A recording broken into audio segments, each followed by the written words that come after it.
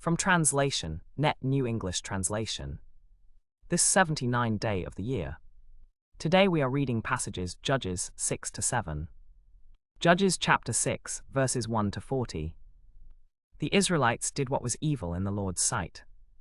The Lord handed them over to Midian for 7 years. Midian's power was so great that the Israelites made hiding places for themselves in the mountains, caves, and strongholds. Whenever the Israelites planted their crops, Midian, Amalek, and the people of the east would come up against them. They attacked them and destroyed the crops in the land as far as Gaza. They left no sustenance in Israel, and no sheep, ox, or donkey, for they came up with their livestock and their tents like swarms of locusts. They and their camels were without number, and they came into the land to destroy it. The Israelites were greatly impoverished because of Midian, and the Israelites cried out to the Lord for help. When the Israelites cried out to the Lord because of Midian, the Lord sent a prophet to the Israelites. He said to them, "This is what the Lord God of Israel says. I brought you up from Egypt, and I brought you out from the place of slavery. I delivered you from the power of the Egyptians, and from the power of all who oppressed you. I drove them out before you and gave you their land.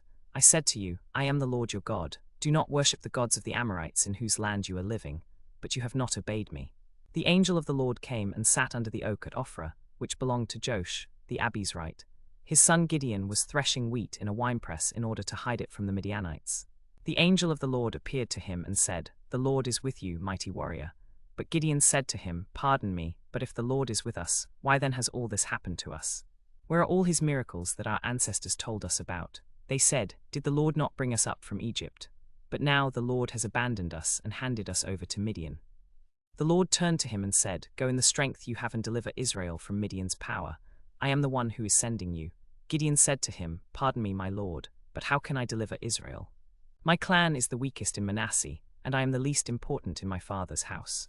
The Lord said to him, "I will certainly be with you, and you will strike down all the Midianites as if they were one man." Gideon said to him, "If I have found favor in your sight, give me a sign that you are speaking with me. Please do not leave here until I come back to you and bring out my offering and set it before you." He said, "I will wait until you return."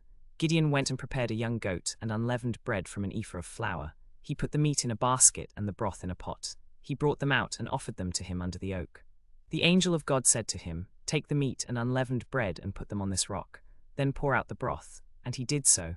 The angel of God reached out with the tip of the staff that was in his hand and touched the meat and the unleavened bread.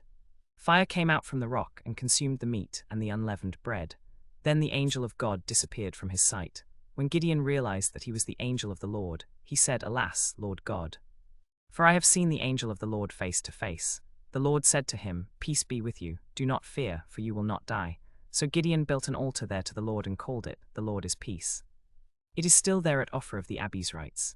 That very night the Lord said to Gideon, "Take your father's bull, along with the second bull 7 years old, and tear down the altar of Baal that belongs to your father, and cut down the Asherah pole that is beside it. Then build an altar to the Lord your God on the top of this stronghold, with stones arranged in an orderly manner. Take the second bull and offer it as a burnt sacrifice on the wood from the Asherah pole that you cut down." So Gideon took 10 of his servants and did as the Lord had told him. But because he was afraid of his family and the men of the town, he did it at night rather than in the daylight. When the men of the town got up the next morning, they saw that the altar of Baal had been torn down, the Asherah pole beside it had been cut down, and the second bull had been offered on the altar that had been built. They asked each other, "Who did this?" After searching, they learned that Gideon's son of Joash had done it. The men of the town demanded of Joash, "Bring out your son, so that he may die, for he has torn down the altar of Baal and cut down the Asherah pole that was beside it." But Joash said to all who stood against him, "Must you fight for Baal? Must you rescue him? Whoever fights for him will be put to death by morning. If he is a god, let him fight for himself, since someone tore down his altar." So on that day Gideon was called Jerubbaal, which means, "Let Baal contend against him," because he tore down his altar. Now all the Midianites, Amalekites, and people of the east joined together and crossed the Jordan and camped in the Jezreel valley. The Lord's Spirit energized Gideon. He blew a trumpet and the Abizrites rallied to follow him. He sent messengers throughout Manasseh, and they too rallied to follow him. He also sent messengers to Asher, Zebulun, and Naphtali, and they came up to meet them.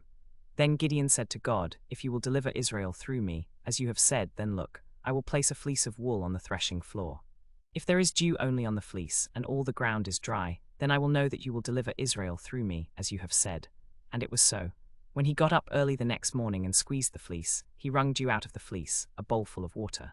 Then Gideon said to God, "Do not be angry with me. Let me make one more test. Please let the fleece be dry only on the fleece, and let there be dew on all the ground." And God did so that night. Only the fleece was dry. There was dew on all the ground. Judges chapter 7, verses 1 to 25. Jerubbaal, that is, Gideon, and all the people with him got up early and camped beside the spring of Harod. The camp of Midian was north of them, near the hill of Moor in the valley.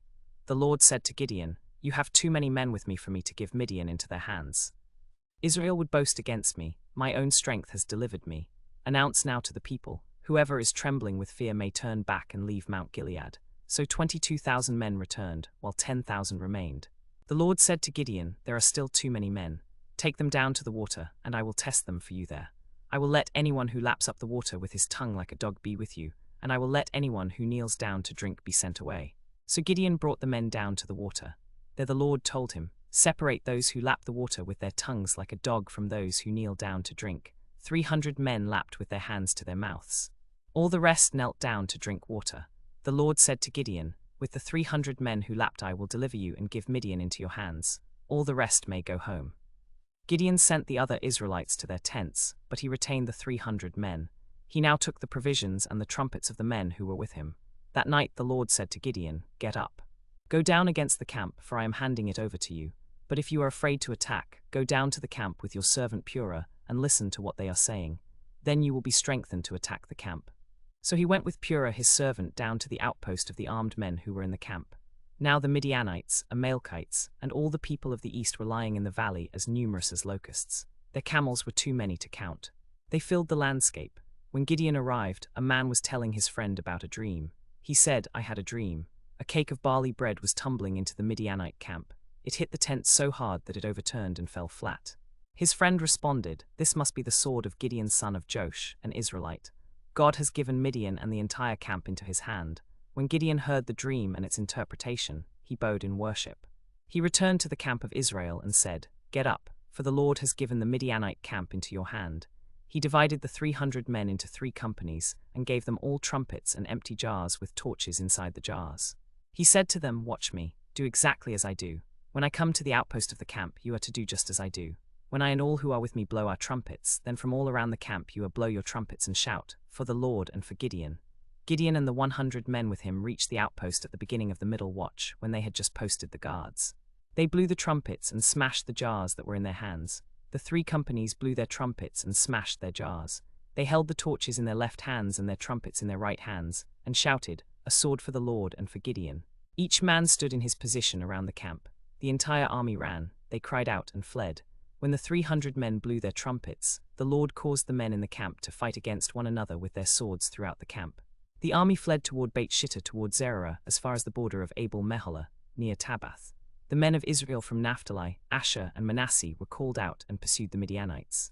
Gideon sent messengers throughout the hill country of Ephraim, saying, "Come down against the Midianites and capture the waters before them, as far as Beit-Barah and the Jordan." So all the men of Ephraim were called out, and they captured the waters as far as Beit-Barah and the Jordan. They captured the 2 leaders of Midian, Oreb and Zeb. They killed Oreb at the rock of Oreb, and they killed Zeb at the winepress of Zeb. They pursued Midian and brought back the heads of Oreb and Zeb to Gideon on the other side of the Jordan.